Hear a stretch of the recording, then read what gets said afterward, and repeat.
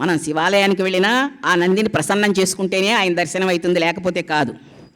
ఈ నందీశ్వరుడు అడ్డుపడి, ఏమిటాయా, ఎక్కడికి వెళ్తున్నావు, ఎక్కడి నుంచి వస్తున్నావు, ఏమిటి, చేతిలో ఏమిటున్నాయి చూపించు అన్నాడు. చూపిస్తే ఇవి శివలింగాలయ స్వామి, అవి స్వామివారు ఇచ్చారు అని అంటే, ఏవి ఇట్లా ఇవన్నీ చూసిస్తానని చెప్పేసి తీసుకున్నాడు. ఆ శివలింగాల్ని తీసుకొని, బాగానే ఉన్నది, బాగానే ఉన్నాయి, అట్టే పెట్టుకో, ఇవి నువ్వు తీసుకెళ్ళి ఎక్కడొక్కడ ప్రతిష్ఠ చేసుకో అని అన్నాడు. రెండవ చేతిలో ఉన్నది సౌందర్య లహరి, అమ్మవారి తత్వం. అదేమిటి అని అడిగాడు. ఇదేమి లేదు, అమ్మవారి ఇచ్చింది.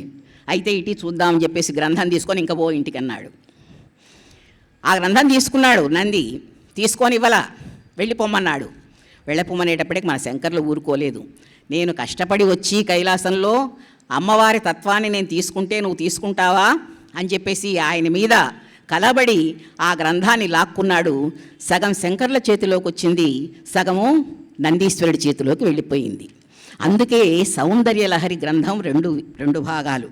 ఒకటి సౌందర్యలహరి, రెండవది ఆనందలహరి.